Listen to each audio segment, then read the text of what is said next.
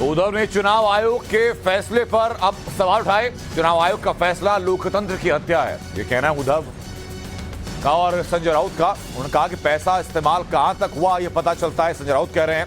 वो कह रहे हैं कि चुनाव आयोग से उद्धव ठाकरे को बड़ा झटका लगा है, क्योंकि अब शिवसेना का नाम और शिवसेना का सिंबल शिंदे गुट को दे दिया गया है और सिंबल भी अब शिंदे गुट का होगा। यह आदेश चुनाव आयोग की तरफ से दिया गया और चुनाव आयोग के इसी आदेश के बाद उद्धव गुट की तरफ से यह रिएक्शन सामने आया। संजय राउत कह रहे हैं कि पैसा कहां तक गया ये पता चलता है। करोड़ों रुपए ऊपर से नीचे तक पानी की तरह बहाया, वो पानी कहां तक पहुंचा है ये आज देश ने देखा, लोकतंत्र ने देखा, लेकिन हमें कोई फिक्र करने की जरूरत नहीं। तो शिवसेना उद्धव गुट और शिवसेना शिंदे गुट के बीच में लगातार इस बात को एक लड़ाई थी कि शिवसेना का जो सिंबल है या शिवसेना का जो आधिकारिक पार्टी का नाम है वो किसके पास जाएगा। एकनाथ शिंदे बहुमत के साथ, विधायकों की बड़ी संख्या के साथ उद्धव गुट का साथ छोड़ करके सरकार बना चुके हैं शिवसेना के दम पर। उसी के बाद चुनाव आयोग में मामला दाखिल किया गया और अब चुनाव आयोग की तरफ से इस मामले में फैसला दे दिया गया। चुनाव आयोग के फैसले में साफ कहा गया कि शिवसेना का नाम पार्टी के तौर पर और शिवसेना का सिंबल यानी धनुष बाण का सिंबल अब एकनाथ शिंदे गुट की शिवसेना के नाम पर रहेगा। यानी असली शिवसेना अब एकनाथ शिंदे वाली शिवसेना हो चुकी है। हमारी सहयोगी शिवानी मिश्रा लगातार हमारे साथ बनी है। शिवानी, क्या रिएक्शन अब उद्धव गुट की तरफ से है? पहली प्रतिक्रिया जो है यहाँ पर संजय राउत के सामने आई है, जिन्होंने साफ तौर पर इसे हत्या बताया है उस महाराष्ट्र के और देश के कानून का। साथ ही साथ उन्होंने ये कहा है कि ये न्याय नहीं है, करोड़ों रुपए पानी की तरह बहाया गया है ऊपर से नीचे तक। ये पानी कहाँ तक पहुँचता है आज देश की जनता ने ये भी देख लिया है। साथ ही साथ उन्होंने कहा है कि ये न्याय नहीं है, लेकिन हमें कोई फिक्र नहीं, हम नया चिन्ह लेकर आएंगे, जीतेंगे और जनता के बीच हमारी जगह बनाएंगे। जी शिवानी, लेकिन अब और डेवलपमेंट क्या आने शुरू हो गए हैं? क्या उद्धव गुट के पास कोई और रास्ता रहता है वापस नाम को और चिन्ह को क्लेम करने के लिए? फिलहाल देखना ये होगा कि ये इलेक्शन कमीशन ऑफ इंडिया की तरफ से आया गया फैसला है, इसीलिए इसके ऊपर सवाल उद्धव ठाकरे द्वारा उठाना गलत होगा, लेकिन बिल्कुल इसके ऊपर आरोप प्रत्यारोप का सिलसिला चल सकता है।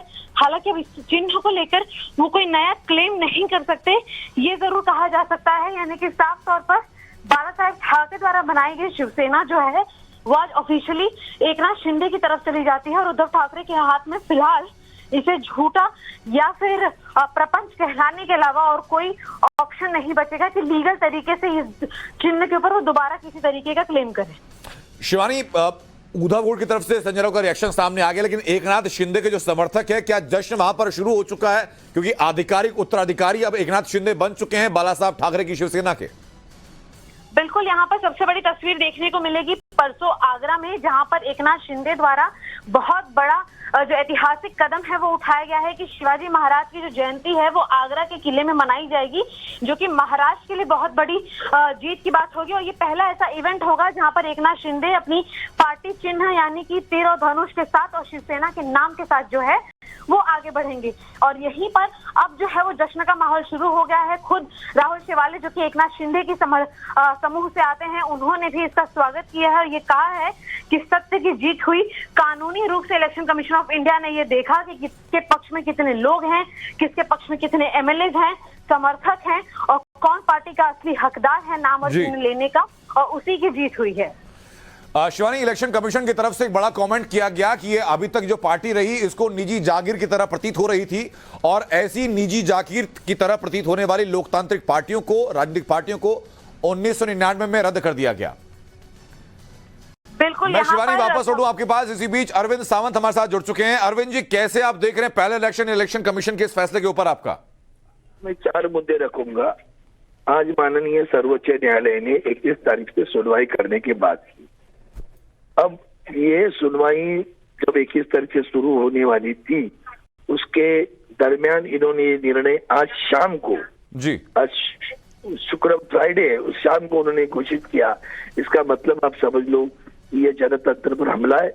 और ये भी एक संस्था जो बची हुई थी कल तक, वो ईडी सीबीआई इस लाइन जो है ना, बिकी हुई संस्था है जो सरकार की है, सरकार की गुलाम संस्था है, उसमें इलेक्शन कमीशन भी एक नई गुलाम संस्था निर्माण हुई।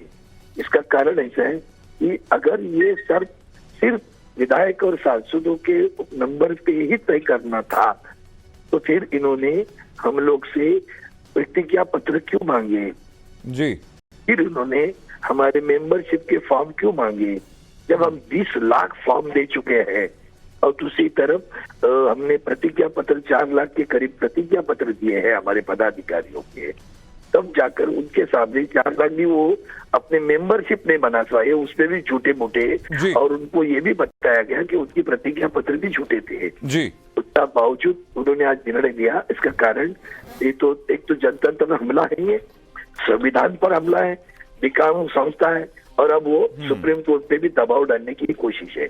बाकी तो सारे उनकी पार्टी के भारतीय जनता पार्टी न्यायिक प्रणाली हो, किसी संस्था के फैसले को एक दबाव की तरह न्यायिक प्रणाली के ऊपर नहीं देखा जा सकता, लेकिन आपका सहमत और असहमत होना आपकी पूरी तरह अधिकार क्षेत्र में आता है। बहुत बहुत शुक्रिया अरविंद सावंत जी आपका हम तक जोड़ने के लिए।